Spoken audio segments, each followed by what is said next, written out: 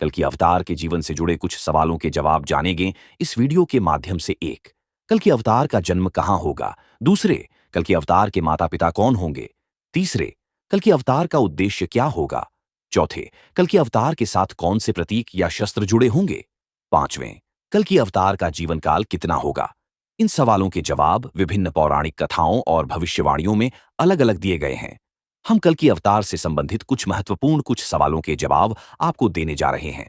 इसीलिए आज की जो वीडियो है उसके अंदर हम जिन महत्वपूर्ण सवालों के ऊपर चर्चा करने वाले हैं उन सवालों की सूची कुछ इस प्रकार है। सवाल नंबर 1, कल्कि अवतार का मतलब क्या होता है। सवाल नंबर 2, कल्कि अवतार कब होता है। सवाल नंबर 3, कल्कि अवतार के सफेद घोड़े का क्या मतलब है। सवाल नंबर 4, कल्कि अवतार की तलवार का क्या मतलब है। सवाल नंबर 5, कलयुग के बाद सतयुग कैसा होगा। सवाल नंबर 6, भगवान कल्कि का विवाह किसके साथ होगा, उनकी रानियां के क्या नाम है। सवाल नंबर 7, भगवान कल्कि के साथ कौन सा पक्षी रहेगा। सवाल नंबर 8, भगवान कल्कि के भाइयों का क्या नाम होगा। सवाल नंबर 9, भगवान कल्कि किससे युद्ध करेंगे। सवाल नंबर 10, भगवान कल्कि किसका अंत करेंगे। तो पहले सवालों के जवाब की चर्चा कर लेते हैं। पहला सवाल है, कल्कि अवतार का मतलब क्या होता है।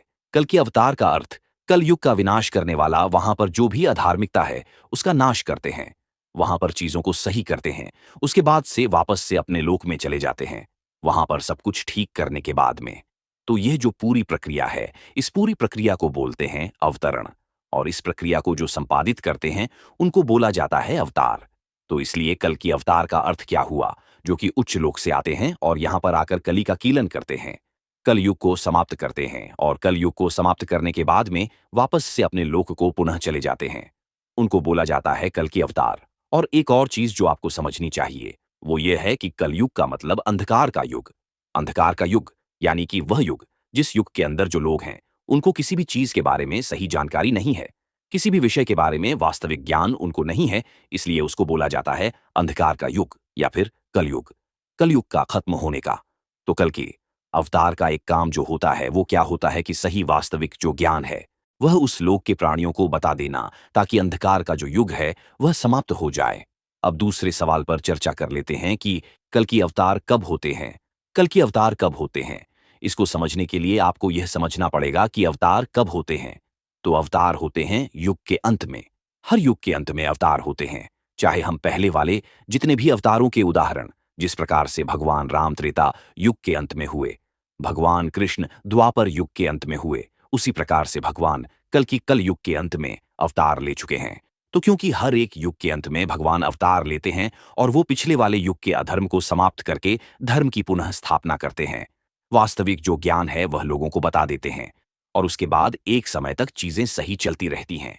फिर एक समय के बाद में, हजारों वर्षों के बाद में, चीजें फिर खराब हो जाती हैं, फिर अधर्म फिर से बढ़ जाता है और भगवान को फिर से आना पड़ता है अवतार लेके। इस प्रकार से चीजें चलती रहती हैं। अब आते हैं तीसरे सवाल की ओर कि कल की अवतार के सफेद घोड़े का क्या मतलब है। तो कल की अवतार का जो सफेद घोड़ा है, इसको लेकर के बहुत सारी भ्रांतियां फैली हुई हैं समाज के अंदर। क्या भगवान कल्कि का जो सफेद घोड़ा है, जो जयपुर के अंदर जो मंदिर है, जो यह भ्रामक प्रचार किया गया है कि जयपुर का एक राजा था, उसने एक मंदिर का निर्माण किया, वहां पर एक सफेद घोड़ा है, वहां उसके पैर में घाव है, जब वो घाव भर जाएगा तो तब हम समझ जाएंगे कि भगवान अवतार लेकर आ चुके हैं और उसी घोड़े पर बैठ के भगवान दुष्टों का नाश करेंगे। चौथा सवाल, कल की अवतार की तलवार का क्या मतलब है। कल की अवतार की तलवार का अर्थ विभिन्न व्याख्याओं में भिन्न हो सकता है। कुछ संभावित व्याख्याएं हैं, अधर्म का नाश। कल की अवतार की तलवार को अक्सर अधर्म, अन्याय और अंधकार के नाश के प्रतीक के रूप में देखा जाता है। न्याय और धर्म की स्थापना, तलवार का उपयोग न्याय और धर्म की स्थापना के लिए किया जा सकता है, जो कल की अवतार के उद्देश्य के अनुरूप है। आध्यात्मिक जागृति, कुछ व्याख्याओं में तलवार आत्मज्ञान और आध्यात्मिक जागृति के प्रतीक के रूप में देखी जा सकती है, जो व्यक्ति को अपने भीतर के अंधकार को दूर करने में मदद करती है। कल की अवतार की तलवार का अर्थ आपकी व्यक्तिगत व्याख्या और दृष्टिकोण पर निर्भर करता है। पांचवा सवाल, कलयुग के बाद सतयुग में कैसा होगा। कलयुग के बाद सतयुग की कल्पना एक आदर्श और शांतिपूर्ण युग के रूप में की जाती है, जहां सत्य और न्याय, सतयुग में सत्य और न्याय का बोलबाला होगा और लोग ईमानदारी और नैतिकता के साथ जीवन जीने की कोशिश करेंगे। शांति और सौहार्द, इस युग में शांति और सौहार्द का वातावरण होगा, जहां लोग एक दूसरे के साथ प्रेम और सहयोग से जीवन जीने की कोशिश करेंगे। आध्यात्मिक जागृति। सतयुग में लोगों में आध्यात्मिक जागृति होगी और वे अपने जीवन को अधिक अर्थपूर्ण और उद्देश्यपूर्ण बनाने की कोशिश करेंगे। प्राकृतिक संतुलन। इस युग में प्राकृतिक संतुलन बना रहेगा और पर्यावरण संरक्षण को महत्व दिया जाएगा। मानवता की एकता। सतयुग में मानवता की एकता का भाव होगा और लोग एक दूसरे के साथ जुड़ने और सहयोग करने की कोशिश करेंगे। सतयुग की कल्पना एक आदर्श युग के रूप में की जाती है, जहां लोग एक दूसरे के साथ प्रेम, सहयोग और सद्भावना से जीवन जीने की कोशिश करते हैं। छोटा सवाल, भगवान कल्कि का विवाह किसके साथ होगा? उनकी रानियां के क्या नाम है? भगवान कल्कि के विवाह और उनकी रानियों के नामों के बारे में विभिन्न पौराणिक कथाओं और भविष्यवाणियों में अलग-अलग विवरण दिए गए हैं। कुछ स्रोतों के अनुसार पद्मावती और रमावती। कुछ पौराणिक कथाओं में भगवान कल्कि की दो पत्नियों का उल्लेख है, जिनके नाम पद्मावती और रमावती हैं। विष्णु के अवतार के रूप में भगवान कल्कि को भगवान विष्णु के अवतार के रूप में माना जाता है और उनकी पत्नी के रूप में देवी लक्ष्मी की भूमिका हो सकती है।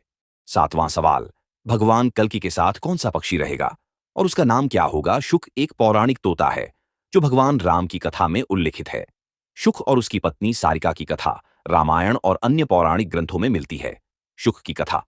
शुक एक बुद्धिमान और धार्मिक तोता था जो भगवान राम की भक्ति में लीन था। उसकी पत्नी सारिका भी भगवान राम की भक्त थी। शुक की विशेषता। शुक की विशेषता उसकी बुद्धिमत्ता।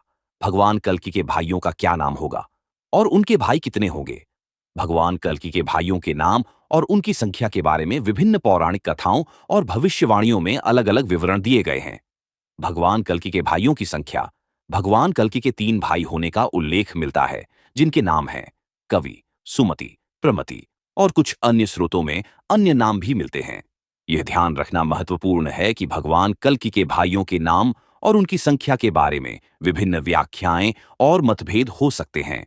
9वां सवाल, भगवान कल्कि किससे युद्ध करेंगे? भगवान कल्कि के युद्ध के बारे में विभिन्न पौराणिक कथाओं और भविष्यवाणियों में अलग-अलग विवरण दिए गए हैं। म्लेच्छों और अधर्मियों से युद्ध।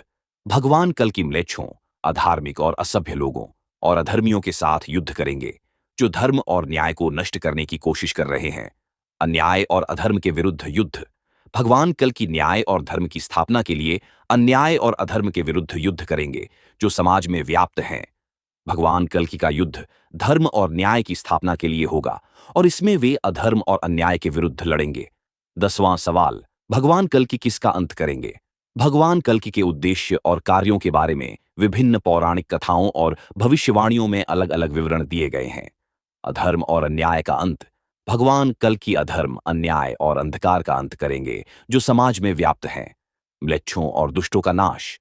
भगवान कल्कि म्लेच्छों, अधार्मिक और असभ्य लोगों और दुष्टों का नाश करेंगे, जो धर्म और न्याय को नष्ट करने की कोशिश कर रहे हैं। कलयुग के प्रभावों का अंत। भगवान कल्कि कलयुग के प्रभावों का अंत करेंगे, जो समाज में व्याप्त हैं, और सतयुग की स्थापना करेंगे, जो सत्य, न्याय और शांति का युग होगा। भगवान कल्कि का उद्देश्य धर्म और न्याय की स्थापना करना और अधर्म और अन्याय का अंत करना होगा।